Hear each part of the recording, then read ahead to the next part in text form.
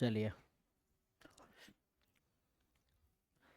Good evening sir. जी, good evening. तो अभी हमने इसको ब्रीफली डिस्कस किया था, तो जैसे मुझे लग रहा बाकी जो क्वेश्चंस, कुछ क्वेश्चन आउट ऑफ सिलेबस है तो उसको आप इग्नोर कर सकते हो, और नहीं तो बाकी बुक से थोड़े डिटेल में पढ़ो, है ना, तो आपको डिटेल में थोड़ा समझ आएगा।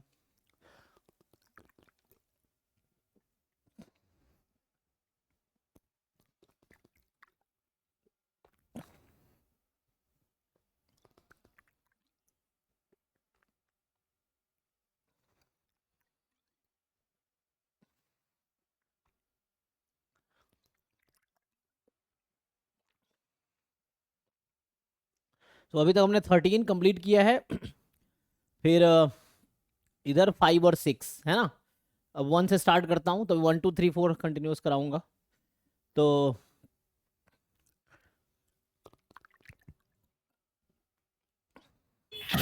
सर सैम्पलिंग वाले टॉपिक में एक डाउट था। पूछिए। सर कल जो आपने 2 क्वेश्चन कराए थे वो डॉक्टर वाले, हम्म। वो क्वेश्चन मुझे तो सही लगे। अगर उसमें हम टू वे अनोवा अप्लाई करेंगे तो हाँ, आंसर जो आ रहा है वो ऑप्शन में मैच कर रहा है। अच्छा, 2 वे अनोवा लगाएंगे नहीं। हाँ, क्योंकि उसमें तो ट्रीटमेंट भी फैक्टर है और डॉक्टर भी फैक्टर है, तो उससे आंसर आ गया था। ट्रीटमेंट कितना लिया था आपने? इसमें जितना था शायद 4 या 5 जो भी था। चलिए ट्राई करते हैं। तो ये जो है,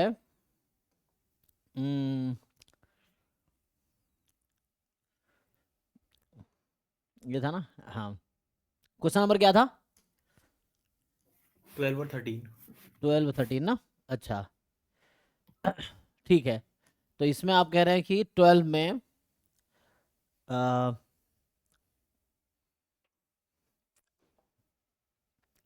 to test the significance of variation between the doctors treatment at 5% level of significance, 5 doctors each doctor, है ना। तो इसमें क्या कर रहे हैं आप? एक ले रहे हैं ट्रीटमेंट। डॉक्टर को ए मान लिया और ट्रीटमेंट को बी मान लिया फैक्टर। अच्छा, तो मतलब वही डॉक्टर जो है, ठीक है, मान लो ए है, और ट्रीटमेंट कितने हैं, तो ट्रीटमेंट का बी, फिर एरर, फिर टोटल, तो ये 2 एनोवा फिट हो जाएगा, ये ना, इस पे करोगे आप तो हाँ सर, इससे हो जाएगा। कितने डॉक्टर्स हैं यहाँ पे? 5 डॉक्टर है। अच्छा, मतलब अलग अलग आप ले रहे हो, मैं एक साथ ले रहा था ना। मैंने ट्रीटमेंट को अलग से कंसीडर नहीं, मैंने डॉक्टर, फिर एरर, फिर टोटल, मतलब 1 वे इनोवा लगाए थे मैंने, है ना। तो यहाँ पर होगा तो अब क्या करोगे, तो इसमें क्या होगा कि डॉक्टर 5 है, डिग्री ऑफ फ्रीडम 4 होगा। सर यही डॉक्टर ना, की 4, ट्रीटमेंट की 4 ट्रीटमेंट और 5 है तो डिग्री ऑफ फ्रीडम 4 होगी। एरर की 16। तो एरर छोड़ो, यहाँ पे टोटल कितना है, 5 5 या 25, है ना।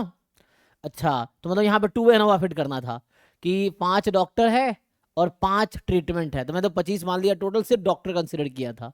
ओके, तो 5 डॉक्टर, 5 ट्रीटमेंट, और एरर तो टोटल है ना, तो 25 है, तो यहाँ 24 होगा डिग्री ऑफ फ्रीडम, क्योंकि टोटल जो ऑब्जर्वेशन आएंगे 5 इंटू 5 25, तो डिग्री ऑफ फ्रीडम 24 होगी। एंड देन इन इन इन सबका सम ये होना चाहिए, 4 4 8, 1 मिनट, यहाँ 16 ना, तो यहाँ 16 तभी होगा। सो सही है। तो ये डिग्री ऑफ फ्रीडम 16 हो गई। तो ये डिग्री ऑफ फ्रीडम है और ये सोर्स ऑफ वेरिएशन है। अब हमें क्या चाहिए था? आगे इन्होंने कहा है कि if the sum of square between doctors, so sum of square between doctors ये हमें दे रखा है 24, and sum of square due to error ये दे रखा है 32। तो हमें चाहिए था if statistics for testing there is no significance between doctors, तो डॉक्टर्स का चेक करना है मुझे, है ना। तो यहाँ पे वही आएगा कि MSD, है ना, mean square due to doctors upon MSE। So यहाँ पे आ जाएगा sum of square due to doctors upon degree of freedom 4, sum of square due to error upon degree of freedom 16, यही ना। अच्छा, तो यहाँ से मैं दे रखा है डॉक्टर का जो है 24/4 इंटू 16 और एरर का है 32, यही है। तो यहाँ से 4 4 जा, 4 8 जा, 8 3 जा, तो आंसर 3 आ गया। ओके, तो इसका मतलब यहाँ पे 2 वे एनोवा अप्लाई करना था, है ना। ठीक है, तो ये 2 वे एनोवा से हमारा आंसर 3 आया, यही आया ना, 3 आ गया। ओके, ठीक है भाई, बाकी लोग ओके है, ठीक है ना।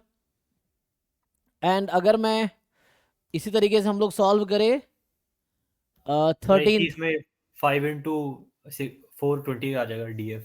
अच्छा, तो यहाँ भी ऐसे ही है, क्वेश्चन तो सेम ही है कि डॉक्टर, है ना, फिर और यहाँ पे 5 ट्रीटमेंट, क्योंकि ट्रीटमेंट वहाँ तो ट्रीटमेंट ब्लॉक्स है, इस तरह से होते थे, या रोज कॉलम्स, 2 वे में क्या रो भी कंसिडर होता है, कॉलम भी कंसिडर होता है, तो इस तरह से था, या उसको ट्रीटमेंट और ब्लॉक लिखा था हमने।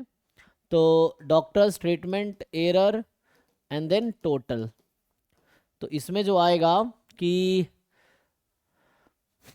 6 डॉक्टर्स हैं तो डिग्री ऑफ फ्रीडम 5 होगी, ट्रीटमेंट 5 है तो डिग्री ऑफ फ्रीडम 4, टोटल 30 है तो यहाँ 29, ठीक है, तो यहाँ 20 आ जाएगी।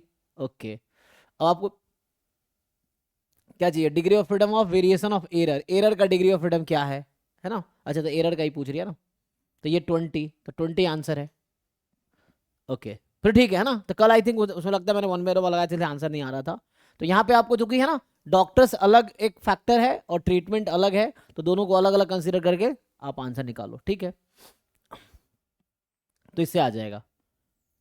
ओके ठीक है, तो कल हो सकता है ये मिस्टेक रहा हो, मिस्टेक हुआ है तो। और किसी कुछ क्वेरी है जी इससे रिलेटेड? तो ठीक है, ये हमने 12 और 13 को मतलब रिसॉल्व किया है, तो कल वाला मिस्टेक था तो आज ये सही है, ठीक है ना। तो इसमें 2 वे अनोवा अप्लाई करना बिकॉज ऑफ, है ना, 2 यहाँ पे एक डॉक्टर और ट्रीटमेंट अलग अलग हम लोग सोर्स ऑफ वेरिएशन ले रहे हैं। ठीक है, चलो यहाँ से स्टार्ट करते हैं फिर। तो अभी हम लोग यहाँ से स्टार्ट करते हैं, ये बेसिक मैं बहुत है ना डिटेल में डिस्कस नहीं करूँगा, ये टॉपिक्स भी जिनके पास रिकॉर्डेड लेक्चर का एक्सेस है तो वहाँ से आप देख सकते हो, जैम का अगर तुम्हारा डिटेल में बता रखा है और सीयूटी का भी है तो वहाँ बता रखा, तो सीयूटी में बहुत फास्ट कराया होगा मैथ पोर्सन, क्योंकि पहले वहाँ स्टार्ट्स कराए थे, तो अभी मैं थोड़ा इसको यहाँ से स्टार्ट करता हूँ। तो सीक्वेंस एंड सीरीज, ठीक है ना, तो हमें क्या क्या डिस्कस करना है इसमें कि convergence of sequence of real numbers, हमें बात करना सीक्वेंस ऑफ रियल नंबर्स की, ठीक है, एंड द कंपेरिजन, फिर उसके बाद सीक्वेंस इतना ही है, उसके बाद फिर है comparison test, root test, ratio test for the convergence of series. देखो सिलेबस इन्होंने बड़ा ब्रीफली लिखा है, लेकिन है ना, तो यहाँ से स्टार्ट करता हूँ, देखो सो नाउ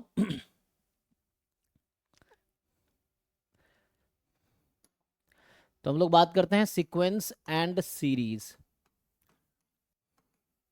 तो सबसे पहले हम लिखूंगा डेफिनेशन, है ना, कि what is definition of sequence, how to define.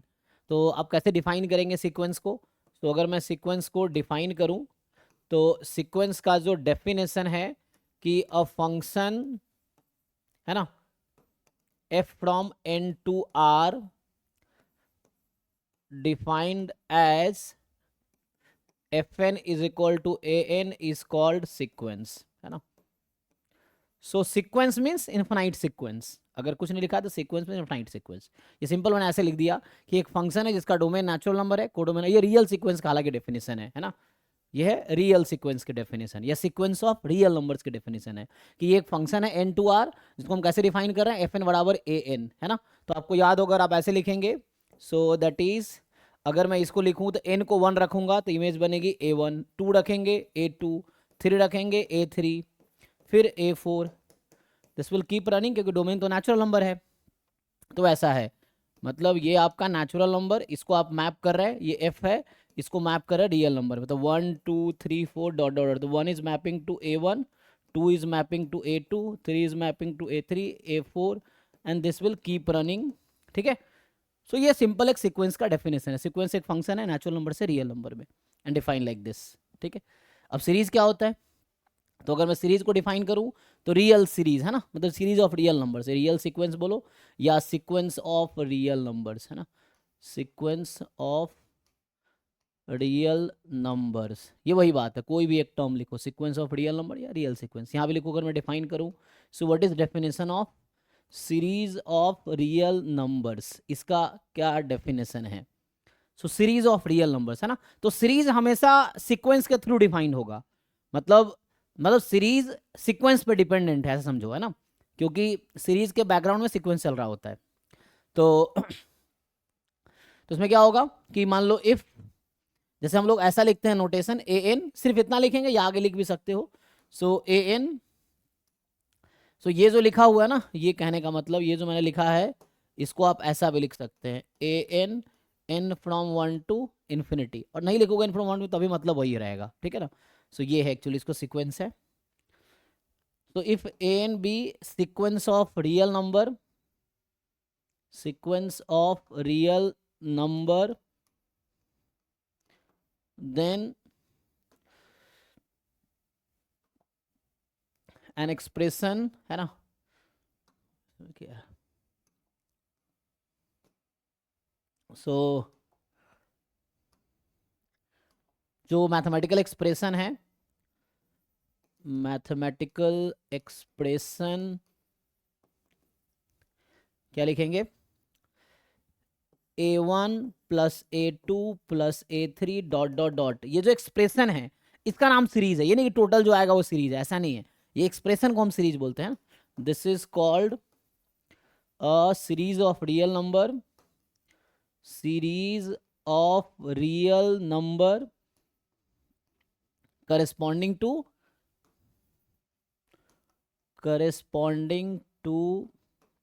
sequence of real number an, ठीक है ना। तो सीरीज का डेफिनेशन सीक्वेंस के थ्रू डिफाइन होगा, ये कहने का मतलब है मेरा, ठीक है। तो आपके पास एक सीक्वेंस होगा, सो सीक्वेंस क्या है, ऑर्डर्ड कलेक्शन है ऑब्जेक्ट्स का, ऑर्डर्ड है यहाँ पे, मतलब आप ऑर्डर चेंज नहीं कर सकते। A1 तो लेवल फिक्स है 1 2 3 4 5 6 7, तो ये आपका सीक्वेंस का डेफिनेशन हुआ। अब उसी सीक्वेंस से करस्पॉन्डिंग आपको सीरीज लिखनी है, तो उनके टर्म्स को आप ऐड करके, तो ये जो एक्सप्रेशन है इसका नाम सीरीज है, ये नहीं कि ऐड करके जो आएगा वो तो सम ऑफ सीरीज है, उसको हम बोलेंगे सम ऑफ सीरीज, जो नंबर आएगा, है ना। तो ये एक्सप्रेशन जिसको आप शॉर्ट में लिख सकते हैं, सो इसको हम ऐसा भी लिख सकते थे कि सीरीज ए के या a n n from 1 to infinity, तो ऐसा भी लिख सकते हैं आप, तो ये सीरीज है, ठीक है जी। So n n from 1 to infinity, this is series of real number. तो सीरीज मतलब इनफाइनाइट सीरीज, सीक्वेंस मतलब इनफाइनाइट सीक्वेंस, है ना, अनलेस स्टेटेड अदरवाइज, है ना, कुछ नहीं बोला हुआ तो इनफाइनाइट उसमें टर्म्स होंगे, सीक्वेंस में भी सीरीज में भी। अब हमें बात करनी है कन्वर्जेंस की, है ना, we have to talk about convergence of sequence and convergence of series. So अलग अलग बात करते हैं। तो अच्छा कुछ एग्जांपल्स देख लो, जैसे एग्जांपल है कि मान लो ए एन मैं लेता हूं कोई भी -1 की पावर n, तो ये तो ए एन का मतलब nth टर्म है ना, ए एन रिप्रेजेंट करता है nth term of the sequence. So अगर मैं ऑल टर्म्स लिखूं तो ये n को 1 रखेंगे, -1 +1 -1 +1 -1 +1, इट विल कीप रनिंग, ये है। दूसरा एग्जांपल आप लोगे, जैसे ए एन है साइन n π/4, मान लो ये है, सो इसके अगर आप टर्म्स लिखोगे तो क्या आएगा, सो n को 1 रखोगे, साइन π/4 1/√2, n को 2 रखोगे, है ना, तो यहाँ अनलेस कुछ नहीं लिखा हो तो यहाँ n belongs to natural number, ये ऑब्वियसली होगा n belongs to natural number, तो n को 2 रखेंगे, π/2 कितना 1, फिर 3 रखेंगे 3 π/4, सो पाई माइनस π/4 फिर भी 1/√2 ही होगा, and 4 π/4, so pi 0, and then 5 π/4, pi plus π/4, so -1/√2, 6 π/4, -1, and 7 π/4, तो -1/√2 चेक करना भाई, 8 π/4, 2 pi 0, now it will repeat, है ना। तो ये चीज़ें अब ये रिपीट करेंगे ना, अब यही टर्म्स अब आपको रिपीटिंग फॉर्म में मिलेगा। सो अगला टर्म वही होगा 1/√2, फिर अगला 1, फिर 1/√2, फिर 0, सो यही चीज़ें रिपीट होंगी, just it will keep repeating, है ना, 1/√2 फिर 0 -1/√2, है ना, एंड सो ऑन, यही चीज़ें -1 -1/√2 एंड कीप गोइंग, ऐसे चलता रहेगा। तो यही चीज़ें रिपीट करेंगी। तो इस तरह से कुछ सीक्वेंसेस हैं, ये सीक्वेंस है ना। तो अगर आप सीरीज लिखोगे तो सीरीज क्या होगा, है ना, जैसे कोई भी, जैसे एक सबसे आप बहुत सर यूज, कैसे बनाए, हाँ कैसे बनाए? ये क्या पूछ रहे हो, जी सर, जी ये सर, ये साइन वाला, हाँ हाँ। इसको बोलते हैं फॉर ऑल, ये उल्टा लिखा ना, उल्टा ए लिखा हुआ है, नहीं सर, साइन का एक्सप्रेशन कैसे आए? वैल्यू रख के, n को 1 रखोगे तो क्या होगा, π/4, हाँ साइन π/4 कितना होता है, साइन 45, ओके 1/√2, पक्का ना, देख लो सही लिख रहा हूँ ना मैं, हाँ सर, ओके हाँ सर, तो हाँ वैल्यू सर, जो अगर मैच कर लेना, वैल्यूज मिस्टेक ना हुआ हो, सही है ना। सो जी सर,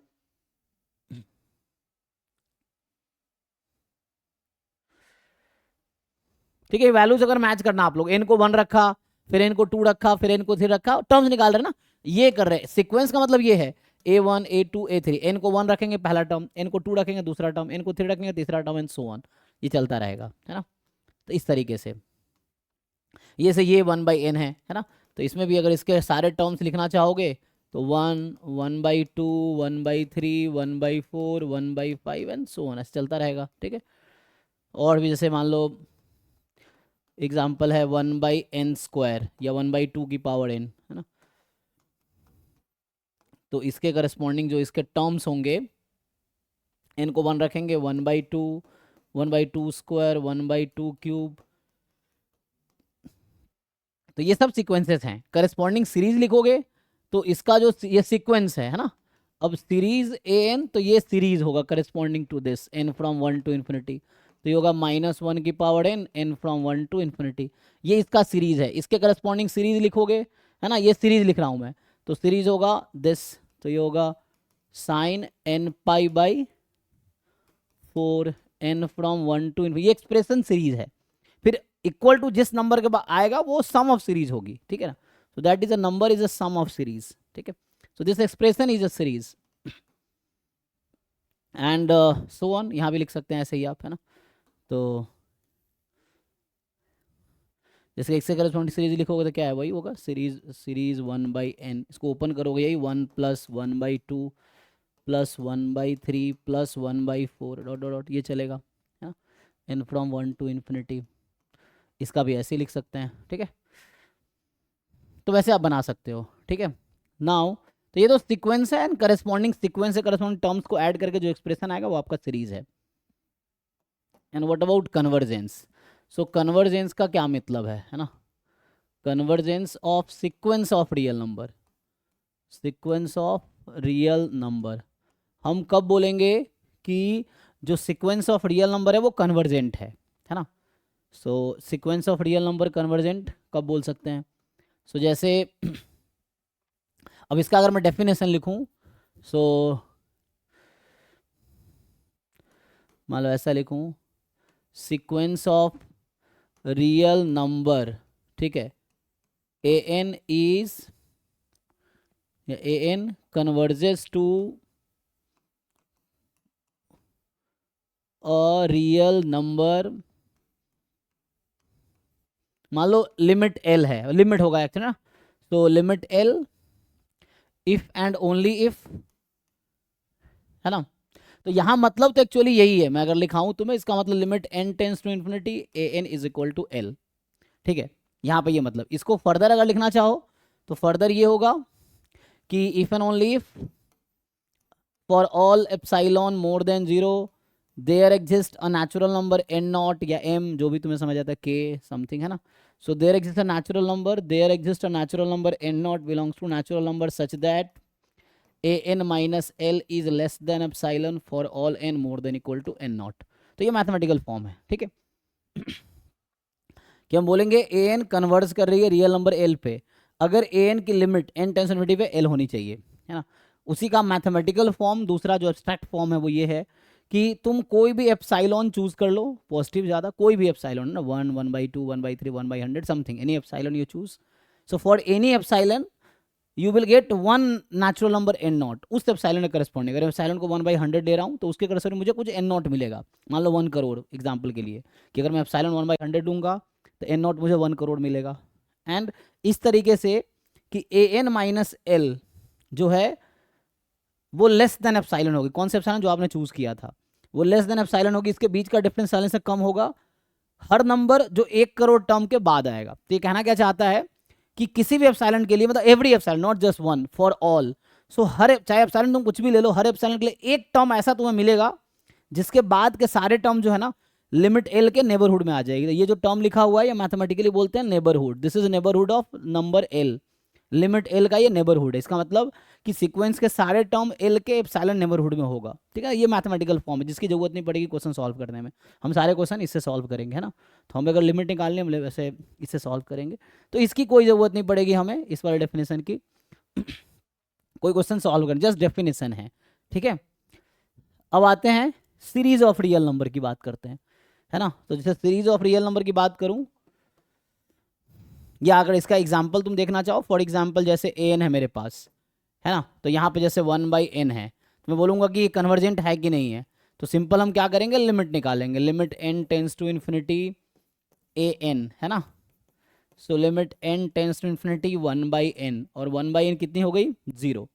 तो ये लिमिट एग्जिस्ट कर रही है 0, मतलब n बहुत लार्ज है तो 1/n 0 के नेबरहुड में आएगी, अलदा 1/n कभी 0 नहीं होगी, है ना।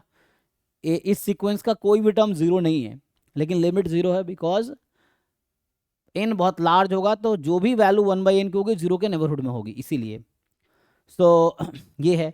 दूसरा एग्जांपल अगर मैं लूँ कि मान लो -1 की पावर n, अब क्या होगा, limit n tends to infinity an, तो यहाँ से निकालोगे आप limit n tends to infinity -1 की पावर n।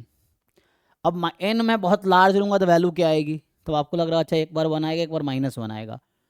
सो इसका मतलब ये है कि लिमिट डज नॉट एग्जिस्ट, है ना। सो इसका मतलब है कि limit does not exist.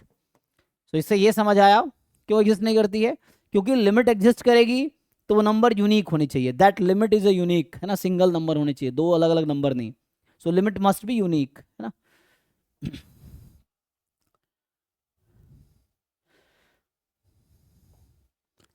Limit and finite, है ना, लिमिट यूनिक और फाइनाइट होनी चाहिए।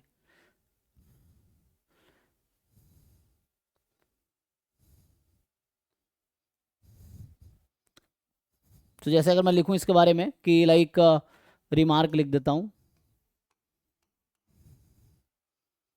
सो रिमार्क में ये है कि limit of a sequence is unique, है ना, इफ इट एग्जिस्ट। तो अगर एग्जिस्ट करती है so limit must be unique, ठीक है ना। So limit of a sequence is unique if it exist. तो ये तो हो गया सीक्वेंस के कन्वर्जेंस की बात कि सीक्वेंस को कब हम कन्वर्जेंट कहेंगे, अगर उसकी limit n tends to infinity पे एग्जिस्ट करेगी। सीरीज के कन्वर्जेंस का क्या है चक्कर, सो अब हम बात करते हैं कन्वर्जेंस ऑफ सीरीज, है ना। सो कन्वर्जेंस ऑफ सीरीज, ठीक है, सीरीज ऑफ रियल नंबर्स, है ना, convergence of series of real numbers, ठीक है। तो ये क्या होगा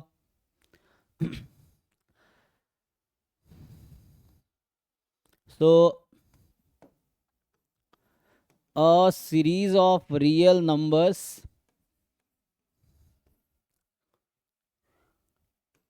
समेशन n बोल दो, n फ्रॉम 1 टू इन्फिनिटी, ऐसा समझो, this is convergent if and only if sequence of partial sum Sn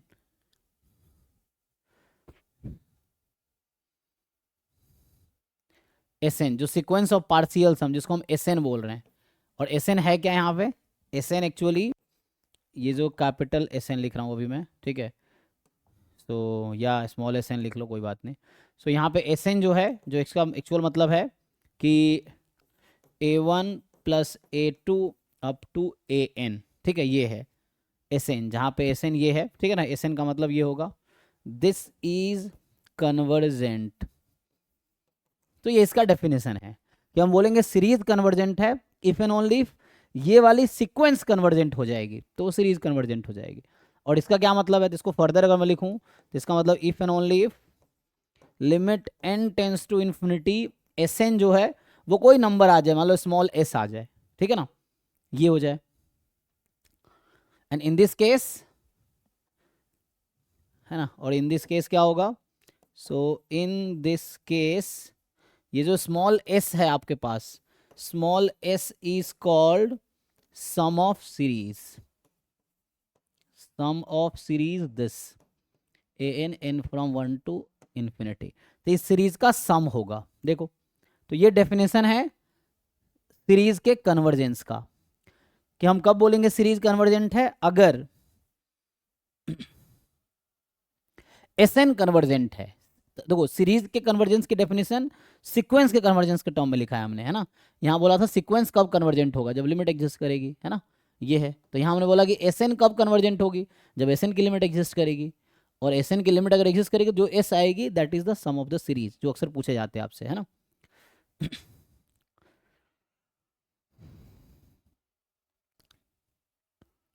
okay जी, एक एग्जांपल से समझते हैं। तो जैसे एक एग्जांपल अभी लिया था, मान लो ए एन मेरा 1/n, ये एक सीक्वेंस है, ध्यान रखना, this is a sequence of real number, sequence of real number, ठीक है। एंड आप क्या जानते हो, limit n tends to infinity 1/n, अभी लिखा था मैंने 0 है, इसका मतलब जो ये 1/n है is convergent series, convergent series and it converges to 0, इसको लिखेंगे इट कन्वर्जेस टू 0। ये इसका स्टोरी हो गया सीक्वेंस का। एक मिनट, सॉरी गलती से सीरीज लिख दिया, सीक्वेंस, कन्वर्जेंस सीक्वेंस ना, नॉट सीरीज। तो ये सीक्वेंस लिखा ना हमने, ठीक है ना। 1/n is convergent sequence and it converges to 0, ठीक है यहाँ तक। सो 1/n सीक्वेंस है and that converges to 0, 1/n is a sequence that converges to 0, okay है यहाँ तक। अब आते हैं सीरीज पे। नाउ अब मुझे बात करनी है सीरीज 1/n की, जहाँ n फ्रॉम 1 टू इन्फिनिटी है। इसका मीनिंग आप जानते हो, 1 + 1/2 + 1/3 and it will keep running. अब जो मैं बोल रहा था sequence of partial sum, sequence of partial sum of series summation 1/n, इस सीरीज का जो सीक्वेंस ऑफ पार्शियल सम जो Sn होगा, तो हमने क्या कहा था, ऐसा होगा a1 से लेके an तक लेना है। तो ये an अभी हमारे पास ये है, ठीक है ना। तो यहाँ होगा पहला टर्म क्या है 1, दूसरा टर्म 1/2, तीसरा टर्म 1/3, इनवा टर्म 1/n। तो Sn अब एक सीक्वेंस है, ठीक है ना, ये वाली सीरीज है बट Sn हमारा एक सीक्वेंस है, Sn ये है, Sn is a sequence which is this, ठीक। अब आपसे मैं पूछता हूँ कि what is the limit of Sn as n tends to infinity, तो आपको इसकी लिमिट निकालनी है ना। ये अभी है a1 + a2 + a3 dot dot dot, ये सीरीज है। तो अब आपसे क्या पूछना चाह रहा हूँ कि what is the limit n tends to infinity Sn, तो n टेंस इन्फिनिटी ले लेगी तो ये वही आ जाएगी एक्चुअली। हालांकि है ना, तुम्हें पता है कि ये लिमिट लगाने पे Sn का लिमिट वही है जो ये है। और इसमें जब n टेंस इन्फिनिटी लोगे तो 1 + 1/2 + 1 डॉट डॉट डॉट चला जाएगा। और ये हार्मोनिक सीरीज का सम 0 होता है, सॉरी हार्मोनिक सीरीज का सम इन्फिनिटी होता है। ये एक रिजल्ट यूज कर रहा हूँ जो कि मैं यहाँ प्रूफ नहीं कर रहा, ठीक है ना, जस्ट यूज कर रहा हूँ। तो ये जो आता है ना, ये इन्फिनिटी आता है, हार्मोनिक सीरीज का जो सम होता है वो इन्फिनिटी आता है। एज ए रिजल्ट आप याद रखो, प्रूफ आप देख सकते हो, एप्सिलॉन डेल्टा से आ जाएगा ये उस तरह से, क्योंकि ये कन्वर्जेंट नहीं होगी सीक्वेंस, मतलब this sequence is not convergent. Sequence 1/n convergent था ना, just 1/n sequence is convergent, this sequence is not convergent, है ना। सो ये सीक्वेंस कन्वर्जेंट नहीं है, और इसका मतलब है कि Sn कन्वर्जेंट नहीं है, and that's why series An जो है ना 1/n इज नॉट कन्वर्जेंट। तो जो सीरीज 1/n है, n from 1 to infinity is not convergent. ये बस मैं समझाने की कोशिश कर रहा हूँ। दूसरा एग्जांपल लेता हूँ, शायद बेटर रहेगा। देखो तो बस मैं इस डेफिनेशन में फिट कर रहा हूँ इसको, कि डेफिनेशन में फिट करने की कोशिश कर रहा हूँ। इसका सम एक्चुअली, जैसे मैं दूसरा एग्जांपल लेता, इसी में 1/n² लेता, तो जैसे दूसरा एग्जांपल an 1/n² है, this is convergent sequence which converges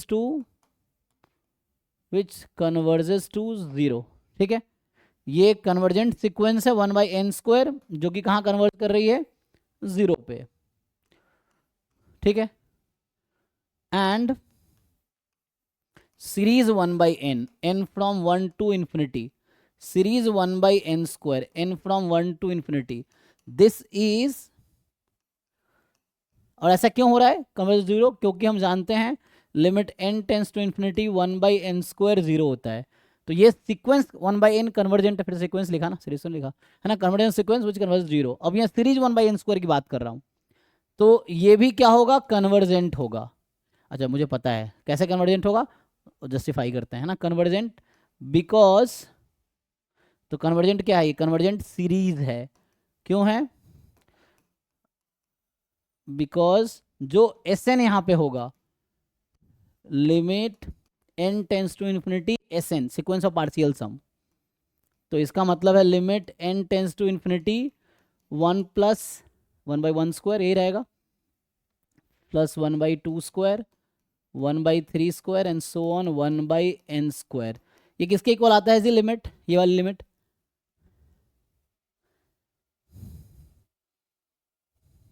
याद है किसी को? जैसे ये मैंने कहा कि ये इसकी लिमिट लगाएंगे ना, तो इसकी लिमिट लगाएंगे तो इन्फिनिटी आएगी। ये जो मैं यहाँ लिख रहा था limit n tends to infinity, ये हम जानते हैं एक्चुअली, ऑलरेडी मुझे पता है क्योंकि रिजल्ट है ये, है ना। अब इसको प्रूफ अभी नहीं करेंगे, प्रूफ मिल जाएगा तुम्हें क्यों है ऐसा, बहुत सारे अप्रोच मिलेंगे। सो दिस इज इन्फिनिटी, ठीक है ना, ये अभी इन्फिनिटी है। सो इसलिए हमने ऐसे इन्फिनिटी लिखा था। अब यहाँ पे इसका सम कितना है जी, याद होगा आप लोगों को? मेरे को याद तो होना चाहिए।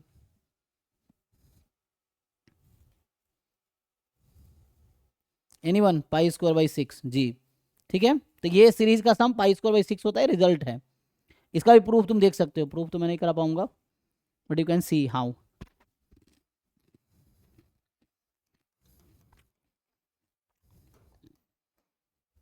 और ये फाइनाइट नंबर है इसीलिए, तो Sn की लिमिट π²/6 है। इसका मतलब ये हुआ देयरफॉर ये जो सीरीज है is convergent and sum of series is π²/6। यहां हम बोलेंगे लिमिट, जैसे लिखा ना convergent series which converges to 0, या ऐसा लिखूं कि एंड लिमिट ऑफ सीक्वेंस, है ना, यहां लिखता लिमिट ऑफ सीक्वेंस इज 0। तो सीक्वेंस के पास लिमिट होगी, सीरीज के पास सम होगी, नॉट लिमिट ऑफ सीरीज, है ना, ऐसा। सो सीरीज कन्वर्जेंट है और Sn की लिमिट π²/6 आई है, इसका मतलब है कि सम ऑफ सीरीज π/6 है। तो ये सीरीज 1/n² कन्वर्जेंट है और सीक्वेंस 1/n² भी कन्वर्जेंट है, ठीक है, दोनों। पिछले स्लाइड में क्या देखा हमने कि यहां से सीक्वेंस 1/n कन्वर्जेंट था, सीरीज 1/n डाइवर्जेंट है, ठीक है जी। एंड यहां पे हमारा सिंपल सीक्वेंस 1/n² कन्वर्जेंट है, सीरीज 1/n² भी कन्वर्जेंट है।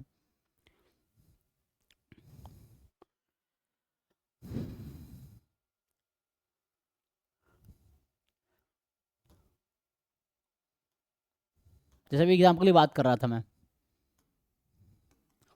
an था साइन π/, है ना, या अभी वही वाला एग्जाम्पल उठा लेते हैं -1 की पावर n, साइन वाला भी चलेगा। an है -1 की पावर n वाला, ठीक है ना, ये था। तो this is divergent series, convergent नहीं है तो डाइवर्जेंट बोलेंगे। So this is divergent sequence, sorry अभी ये सीक्वेंस है, this is divergent sequence because limit n tends to infinity, है ना, because limit n tends to infinity -1 की power n does not exist, ठीक। एंड अगर आगे बात करूं या ऑल्सो आपसे पूछा जाए कि what about series of an, so what about series of -1 की पावर n, ये है व्हाट अबाउट सीरीज ऑफ -1 की पावर n। तो अगेन Sn इसका लिखेंगे तो Sn वी ऑल नो, है ना, Sn is a1 plus a2 up to an, so this will be something like -1 + 1 -1 + 1 and so on, it will keep running। अब हमें क्या पता an क्या है, -1 या +1, तो डिपेंड करेगा n पे, है ना, हमें तो पता नहीं चलेगा क्या है। तो इसकी लिमिट क्या होगी, ये चलती रहेगी। अब डिपेंड करेगा नेक्स्ट क्या होगा, 1 होगा या -1 होगा, इट विल डिपेंड। जैसे मैं यहाँ लिख दूँ, अगर मैं 1 लिख दूंगा कब, अगर n जो है आपका 1 पे कब खत्म होगी, जब इवन होगा, एंड यही चीजें रिपीट होंगी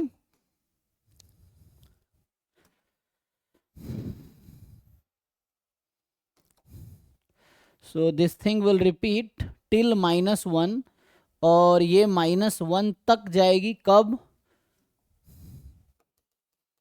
it will run till -1 if n is odd, ठीक। So now the question is, अगर इसमें आप लिमिट लगाओगे तो क्या होगी, so the question is what is the limit, है ना। सो लिमिट क्या आएगी,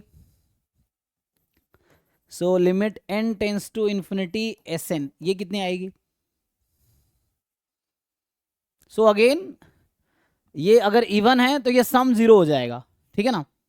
ये 0 होगा, या इसको मैं फर्दर लिखता, सो ये क्वांटिटी इसको मैं फर्दर यहाँ लिखूँ तो एक होगा 0 और एक होगा -1 एक्स्ट्रा बचेगा ना, क्योंकि ऑड है। तो कब? जब n आपका इवन है, और कब? जब n आपका ऑड है। तो ऑड में एक -1 बचेगा, इवन में 0। तो again this limit does not exist. Why? Because limit exist means it must be unique, है ना। सो लिमिट an इज, है ना, हम बोलते हैं क्योंकि सीक्वेंस an की लिमिट एग्जिस्ट करती है if and only if it is finite and unique. तो फाइनाइट लिमिट आनी चाहिए, यूनिक लिमिट आनी चाहिए, वैसा है। तो यहाँ से डज नॉट एग्जिस्ट आ जाएगा। तो ये बेसिक क्राइटेरिया है, मतलब सबसे बेसिक है चेक करने का कि सीक्वेंस सीरीज का, बट इतना करने की जरूरत नहीं पड़ेगी सीरीज में, हमारे पास बहुत सारे टेस्ट है ना। तो उससे पहले सीरीज में जाने से पहले मैं थोड़ा सा एक और टर्म डिस्कस, जो अक्सर हो सकता है आपके पूछ ले, कॉची सीक्वेंस क्या होता है, ठीक है ना। So what is the Cauchy sequence, इसका डेफिनेशन देखते हैं। कॉची सीक्वेंस का डेफिनेशन क्या है? सो इसमें ये होता है कि a real sequence an is Cauchy if and only if, अगर मैथमेटिकली लिख देता हूं, for all epsilon more than 0 there exist 2 numbers, है ना। मान लो n1 n2 कह दो, है ना, n1, या अभी तो n0 ही ले लो, ठीक है, रहने दो। सो n0 ही ले लो, n0 ना बाद में उसमें ये आएगा। So there for all epsilon more than 0 there exist n0। तो हर एप्सिलॉन के लिए एक नेचुरल नंबर मिलेगा। जैसे एग्जांपल दिया मैंने कि एप्सिलॉन में 1/100 लूंगा, तो हो सकता है मुझे n0 1 करोड़ मिले, 10 करोड़ मिले, इस तरह कुछ ना कुछ जरूर मिलेगा। अगर आप इसके प्रोसेस में जाओगे तो बुक में आपको एक्सप्लेन किया रहता है। जैसे बार्टल वाली बुक है, RG बार्टल एंड सेवर्ट, उसमें देखो, उसमें बता रखा है एग्जाम्पल लेके। तो n0 कोई नंबर मिलेगा इस तरीके से कि सच दैट यहाँ पे होगा an minus am is less than epsilon for all n comma m, है ना, m comma n more than equal to n0। तो कहना क्या चाह रहा है कि कोई एक एप्सिलॉन तुम फिक्स कर लो, या any epsilon you choose, you are free to choose any positive epsilon. तो एक आपको नेचुरल नंबर मिलेगा इस तरीके से कि आफ्टर दैट n0 के बाद mn मोर देन n0, है ना। तो अगर 1 करोड़ मान लो n0 की वैल्यू आई, तो 1 करोड़ टर्म के बाद यू चूज एनी 2 टर्म्स। अब यहाँ वहां था लिमिट, लिमिट में जब लिख रहे थे तो एक लिमिट है कि an जो है लिमिट के नेबरहुड में आएगी। यहाँ पे क्या है, ये कह रहा है you choose any 2 terms an and am, है ना, nth term and mth term. तो nm you can choose anything more than n0। तो उसके बीच का जो डिफरेंस होगा वो उस एप्सिलॉन से कम आएगा जो एप्सिलॉन आपने चूज किया है, and this will work for every epsilon, है ना। तो इसको बोलते हैं कॉची सीक्वेंस। और यहाँ पे आपको बहुत ज़्यादा, है ना, एफर्ट्स लेने की जरूरत है नहीं इसके लिए, और इस डेफिनेशन को यूज़ करने की जरूरत भी नहीं है, क्योंकि रियल सीक्वेंस में क्या होगा, है ना, जो थ्योरम है कि रियल सीक्वेंस मतलब सीक्वेंस ऑफ रियल नंबर, है ना, an is Cauchy if and only if, है ना, an इज कन्वर्जेंट सीक्वेंस। सो ये सीक्वेंस ऑफ रियल नंबर में होगा ना। सीक्वेंस ऑफ अगर बदल दिया कोई फील्ड तो उसमें अलग चीज़ें होंगी, लेकिन आपको सिर्फ यही पढ़ना है। तो real sequence an is Cauchy if and only if it is convergent. तो कन्वर्जेंट है तो कॉची होगी, कॉची है तो कन्वर्जेंट होगी। तो आपको अगर कहीं पूछता है कॉची है कि नहीं है, तो आप ये चेक कर लो कन्वर्जेंट है कि नहीं है। तो कॉची पे अलग से कोई एफर्ट्स देने की जरूरत नहीं है। पूछे कॉची है या नहीं तो आप चेक करो कन्वर्जेंट है या नहीं। डेफिनेशन ये है कि उस n0 के बाद कोई भी 2 टर्म चूज करूंगा तो उसके बीच का गैप उस एप्सिलॉन से कम ही आएगा, मतलब बहुत क्लोज होगा एक दूसरे के, मतलब 2 नंबर एक दूसरे के नेबरहुड में होगा, ऐसा। तो ये कॉची सीक्वेंस की डेफिनेशन। जैसे एग्जांपल, है ना, अभी लिखा था मैंने an बराबर 1/n, है ना, या दूसरा 1/n², या है ना 1/2 की पावर है ना, ये सब क्या है, they are Cauchy sequence because they are convergent, है ना, दे आर कन्वर्जेंट सीक्वेंस। ठीक है। तो कॉची सीक्वेंस चेक करने के लिए आपको अलग से कुछ नहीं करना है, जस्ट आपको ये चेक करना है कि वो कन्वर्जेंट सीक्वेंस है या नहीं है। ठीक है। सो ये हो गया कॉची सीक्वेंस के बारे में। अच्छा, कुछ टर्म्स जैसे बाउंडेड, मोनोटोनिक, ये सब भी देख सकते हो आप, है ना। मैं टर्म्स जस्ट लिखा देता हूँ। बाउंडेड सीक्वेंस क्या होता है, सर तो हाँ बोलो। सर an पे तो सम प्लस इन्फिनिटी आ रहा था ना। an पे प्लस इन्फिनिटी आ रहा था ना कौन सा, विच वन? एन पे कौन सा प्लस इन्फिनिटी आ रहा था? सर, जो सीक्वेंस है एन, हाँ इसका सम 1/n हाँ, इस पे प्लस इन्फिनिटी आ रहा था ना। तुम्हें ध्यान रखना है कि 1/n सीक्वेंस या 1/n सीरीज। सीरीज। तो सीरीज ना, हम किसकी बात कर रहे हैं? हम तो सीक्वेंस लिख रहे हैं ना। सीक्वेंस 1/n कन्वर्जेंट है कि नहीं है? ध्यान दो, सीक्वेंस 1/n कन्वर्जेंट है या नहीं है? सर, इस पे तो इसकी लिमिट पुट करने पे 0 आ रहा है, फाइनाइट नंबर तो ये कन्वर्जेंट है। हाँ, सीक्वेंस कन्वर्जेंट है, सीरीज 1/n कन्वर्जेंट नहीं है, इसका सम आई गेट इन्फिनिटी इट। है ना। तो यही समझना है, कई बार डिफरेंस नहीं समझते है ना, मतलब बार बार रिवाइज करोगे तो मैं समझ आएगा। तो मैं भी कई बार गलती से सीक्वेंस को सीरीज, सीरीज को सीक्वेंस बोल देता हूँ, लेकिन वो ध्यान रखना है तुम्हें, है ना, कि okay sir. Sequence 1/n convergent है, सीरीज 1/n डाइवर्जेंट है, ये चीज है। ठीक है, तो ये सीरीज डाइवर्जेंट है, this is divergent series, n just is a convergent sequence. Anyway, so bounded sequence क्या होगा? तो a sequence of real number an is bounded if and only if there exist, है ना, या वर्ड में लिखो पूरा, सो there exist a real number capital M, जो कि R होगा, सच दैट, ठीक है ना, सच दैट मॉड an का जो मैग्नीट्यूड मॉड्यूलस होगा, है ना, मतलब ये modulus absolute value, this is less than equal to m for all n belongs to natural number. तो ये हो गया बाउंडेड सीक्वेंस, है ना। एक आता है इंक्रीजिंग सीक्वेंस। सो इंक्रीजिंग सीक्वेंस, तो इसमें क्या है, मैं इतना लिखता नहीं, डायरेक्टली बता देता हूँ। सिग्निफिकेंस मतलब क्या, n की वैल्यू बढ़ाओगे तो वैल्यू बढ़ती चली जाएगी, है ना, इट विल कीप गोइंग। या दूसरे टर्म में लिखूंगा, so that is an is less than equal to n+1 for all n belongs to natural number. ये हो गया इंक्रीजिंग सीक्वेंस। डिक्रीजिंग क्या होगा? सिमिलरली डिक्रीजिंग सीक्वेंस, है ना। अब स्ट्रिक्टली इंक्रीजिंग स्ट्रिक्टली डिक्रीजिंग कहेगा तो इक्वलिटी वाला सीन खत्म हो जाएगा। अब आप अगर इसमें डिक्रीजिंग में क्या होगा, जब n की वैल्यू बढ़ाएंगे तो सीक्वेंस की वैल्यू घटती चली जाएगी, तो n की वैल्यू बढ़ाएंगे तो सीक्वेंस की वैल्यू घटती चली जाएगी, इस तरह से। सो दैट इज an जो है more than equal to an+1 for all n belongs to natural number, ये हो गया। So bounded sequence, increasing decreasing. ऐसे ही एक वर्ड यूज होगा मोनोटोनिक, है ना। सो मोनोटोनिक क्या होगा?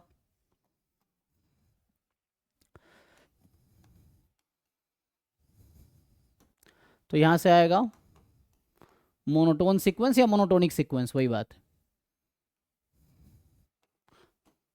सो ये क्या होगा मोनोटोन सीक्वेंस?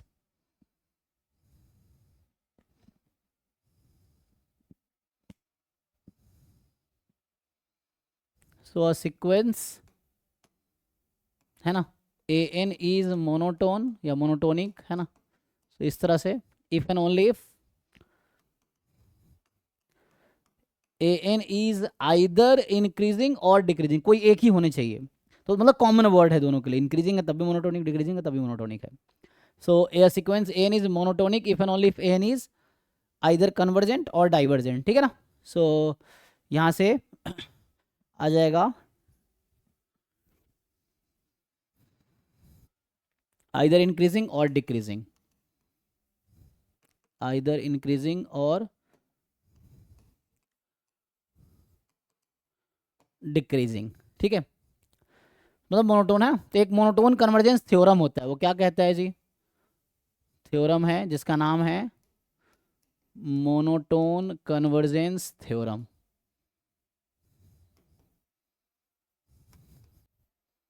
सो नाम से क्या, मोनोटोन कन्वर्जेंस थ्योरम में क्या कहता है कि अ बाउंडेड मोनोटोन सीक्वेंस या मोनोटोनिक सीक्वेंस इज कन्वर्जेंट, है ना, इज कन्वर्जेंट, या दूसरे वर्ड में लिखोगे a bounded sequence is convergent if and only if it is monotone, है ना। अ बाउंडेड सीक्वेंस इज, नहीं एक minute, a monotone sequence is convergent ना, if and only if it is bounded, a monotone sequence is convergent.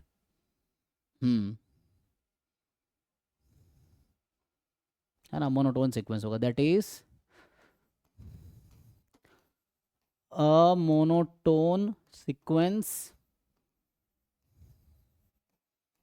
is bounded if and only if it is monotone, sorry, a monotone sequence is bounded, या convergent लिखूं, convergent, तो यहाँ आएगा convergent. एक monotone sequence है वो convergent होगी if and only if it is bounded, ठीक है ना। सो ये होगा if and only if it is bounded, check कर लो एक बार, है ना, if and only if it is bounded sequence. So monotone sequence convergent होगी इफ एंड ओनली अगर ये बाउंडेड सीक्वेंस हो। ये मोनोटोन कन्वर्जेंस थ्योरम है, तो ये कहना चाहता है कि बाउंडेड है, मोनोटोन है, तो गारंटी दे रहा है कन्वर्जेंट होगी। अच्छा मैं तुमसे पूछता हूँ उसके डिफरेंट कॉम्बिनेशंस में ट्रू फॉल्स बना के, ठीक है। ये स्टेटमेंट क्लियर है?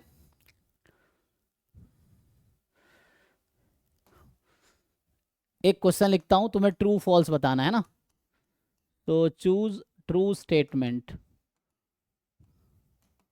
स्टेटमेंट है ना। मान लो ऑप्शन ए है, जैसे अभी लिखा मैंने कि बाउंडेड एंड मोनोटोनिक है,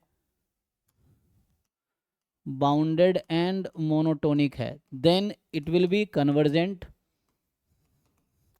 दूसरा bounded and convergent, then it is monotonic या मोनोटोन। तीसरा कि monotone and convergent, then it is bounded. And चौथा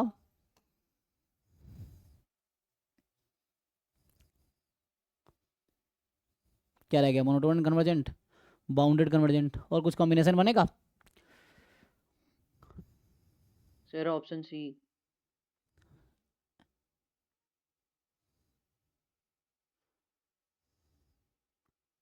3C2 है ना, 3C2 तीन कॉम्बिनेशन बनेंगे। अब इसमें अगर लिखूं मैं कि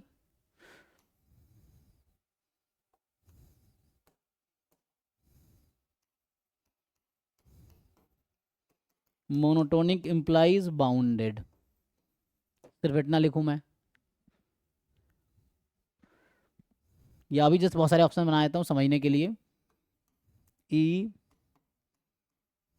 बाउंडेड है तो कन्वर्जेंट होगा, एंड एफ कन्वर्जेंट है तो बाउंडेड होगा। या बताना कौन सा ट्रू है, ये इफ देन लिख रहा हूं जस्ट मैं, है ना। इंप्लाइज के पहले इफ है, इसके बाद देन है, वन वे स्टेटमेंट है सब, ठीक है। तो मोनोटोनिक बाउंडेड है, बाउंडेड है कन्वर्जेंट होगा, कन्वर्जेंट है बाउंडेड है। फिर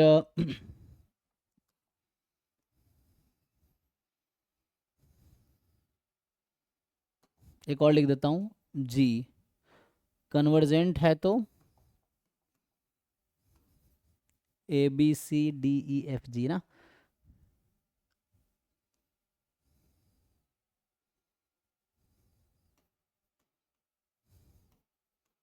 कन्वर्जेंट इंप्लाइज मोनोटोनिक या मोनोटोन।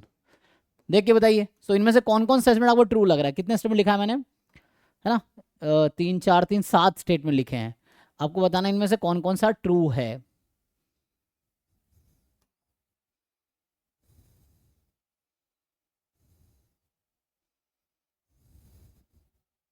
H अगर कन्वर्जेंट है तो, या तो मोनोटोनिक होगा, दिख दिया ना, कन्वर्जेंट से बाउंडेड होगा।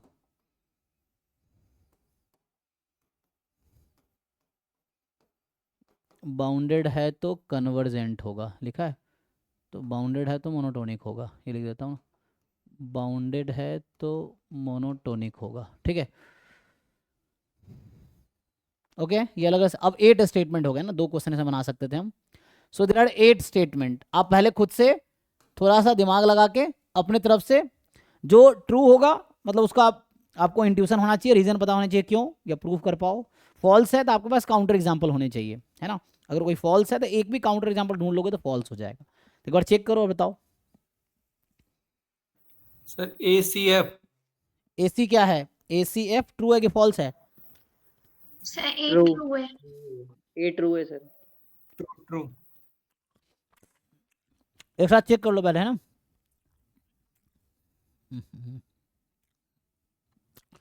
तो 3 ही ट्रू है इसमें मतलब। यस सर, मेरे हिसाब से।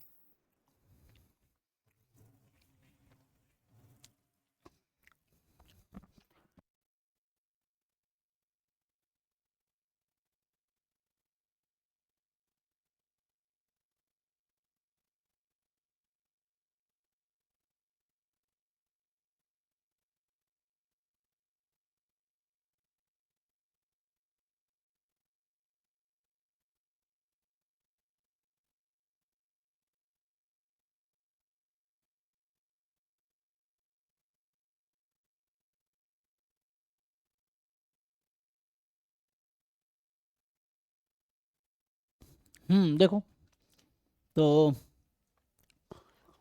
सर F और G भी ट्रू होगा। अच्छा, तो यहाँ से पहला तो भी थ्योरम ही था हमारा, है ना। ये तो थ्योरम ही था कि बाउंडेड कन्वर्जेंट, बाउंडेड और मोनोटोनिक है तो कन्वर्जेंट की गारंटी है। तो ये तो ट्रू स्टेटमेंट है, ठीक है। ऐसे अगर ट्रू है, बाउंडेड और कन्वर्जेंट है तो मोनोटोनिक होगा। तो अगर ये फॉल्स है तो क्या है काउंटर एग्जांपल इसका? -1 raised to the power n upon n। अच्छा, -1 raise to power n upon n जी, this is false because of this example, ठीक है। तो इस एग्जाम्पल से फॉल्स हो जाएगा।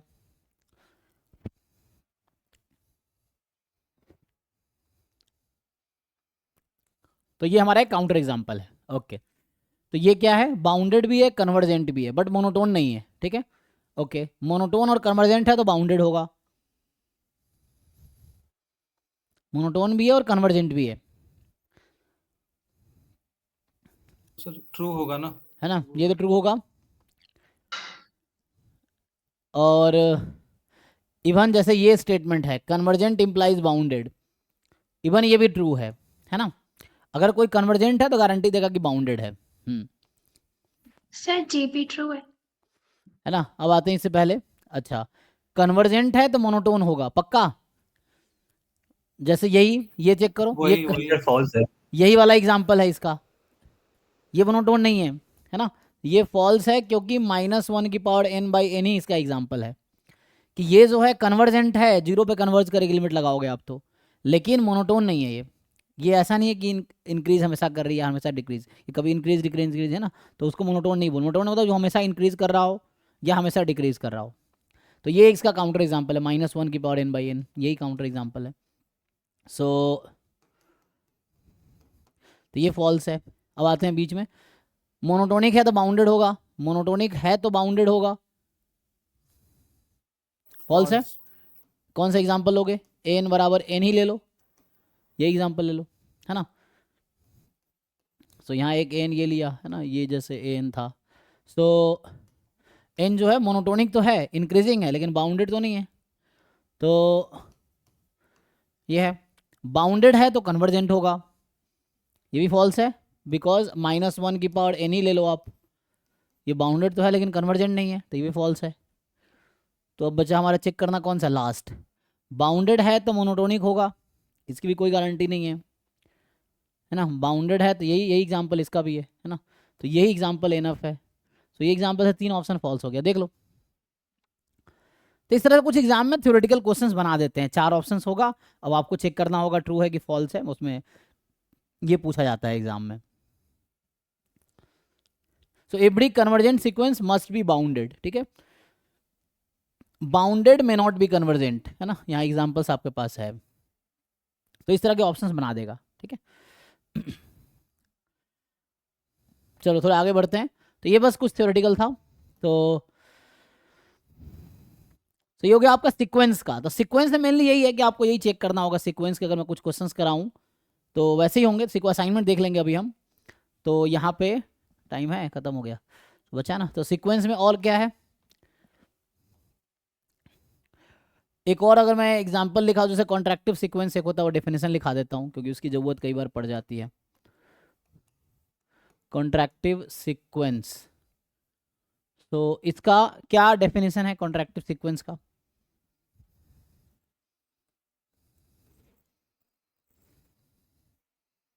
कोई बताओ भाई, कॉन्ट्रैक्टिव सीक्वेंस का एग्जांपल क्या है, मतलब डेफिनेशन क्या है?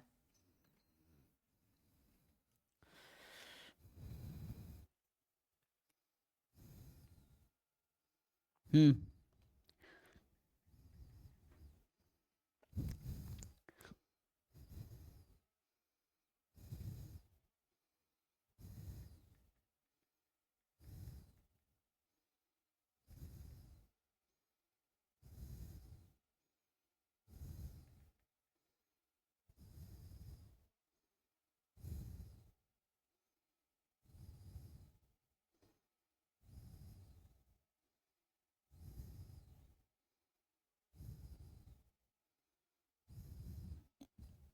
किसी को याद है कि नहीं?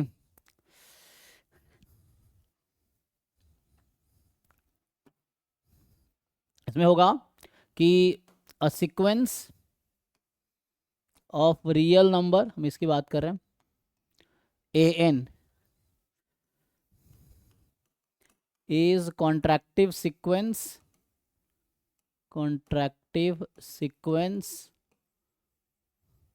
if and only if ऐसा होगा कि an plus 2 minus an plus 1, इसके बीच का जो डिफरेंस होगा किसके इक्वल आएगा जी? सी टाइम नेक्स्ट टर्म के डिफरेंस का, ठीक है ना। इक्वल और लेस देन इक्वल टू है ना। सो यहाँ से आएगा लेस देन इक्वल टू, मतलब डिफरेंस होगा ना ये less than equal to constant time an plus 1 minus an, ठीक है। an plus 1 an plus 2 n है ना, इस तरह से an प्लस 1 an प्लस 2, तो इसके बीच का डिफरेंस और इसके बीच का डिफरेंस, सो सम कांस्टेंट टाइम लेस होगा, है ना, फॉर सम, है ना, फॉर सम c जो कि होगा 0 से 1 के बीच, for some c between 0 and 1, ठीक है, ये होगा।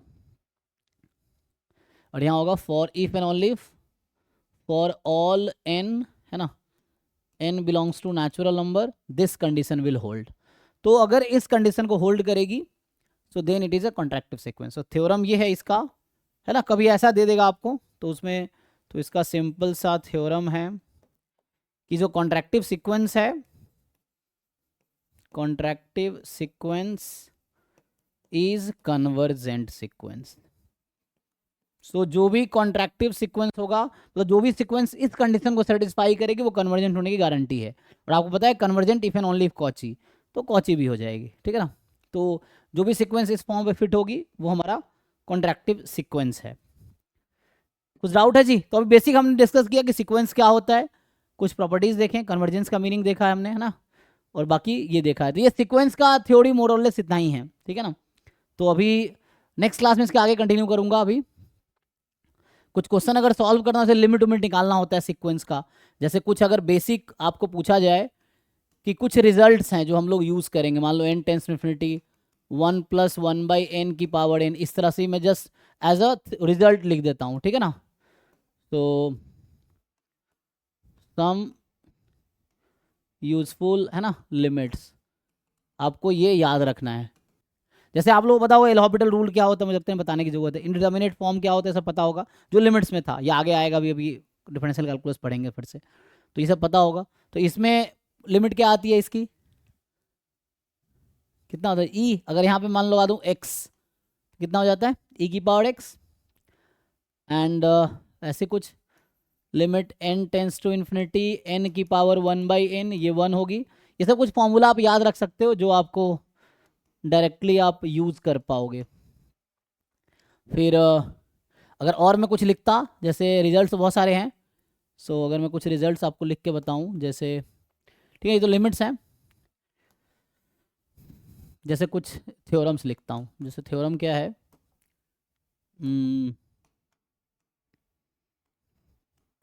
कि let a n be a sequence of positive real number, ठीक है ना, पॉजिटिव या non negative real number, positive real number, then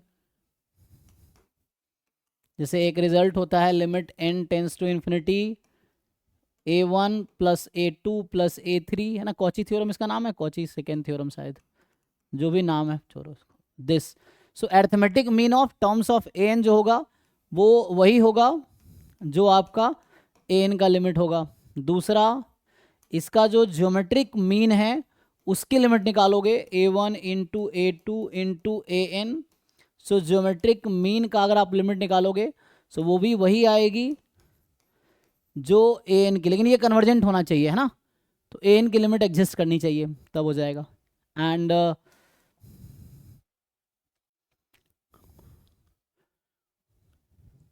so मतलब कन्वर्जेंट सीक्वेंस लिख लो, be a convergent sequence, be a convergent sequence, क्योंकि an की limit exist करेगी तभी तो ऐसा होगा।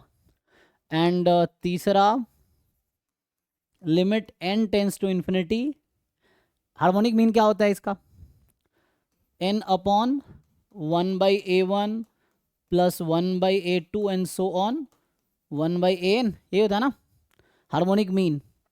तो इसकी लिमिट भी वही आएगी जो an की लिमिट है। Moreover, fourth, limit n tends to infinity an की पावर 1/n, इसकी लिमिट वही आएगी जो लिमिट आएगी an प्लस 1 अपॉन an की, ठीक है। तो इस तरह से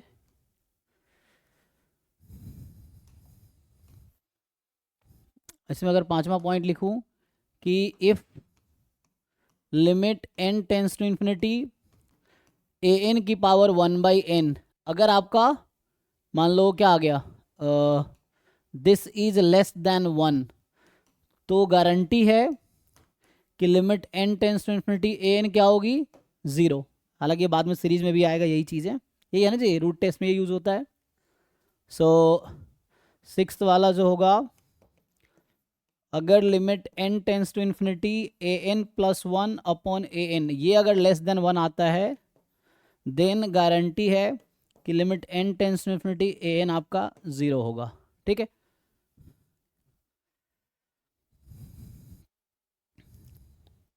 तो ये कुछ रिजल्ट्स हैं जो आप क्वेश्चन सॉल्व करते हुए यूज कर सकते हो, ठीक है। और बाकी जो रिजल्ट्स हैं वो हम नेक्स्ट क्लास में डिस्कस करेंगे। तो अभी हमने ब्रीफली सीक्वेंस डिस्कस किया है, नेक्स्ट क्लास में हम लोग सीरीज का वो डिस्कस करेंगे, जैसे यहाँ पे जो है। तो अभी मैंने क्या डिस्कस किया, अभी मैंने सिर्फ इतना डिस्कस किया है कि what is the convergence of sequence of real number, है ना। तो आगे ये सब नेक्स्ट क्लास में आएगा, comparison test, root test, ratio test, है ना, for the convergence of series, ठीक है। ओके जी, तो आज यहीं स्टॉप करते हैं, कल सेम टाइम पे क्लास होगी, अभी नेक्स्ट बैच की क्लास है। चलिए अभी के लिए थैंक यू। हाँ।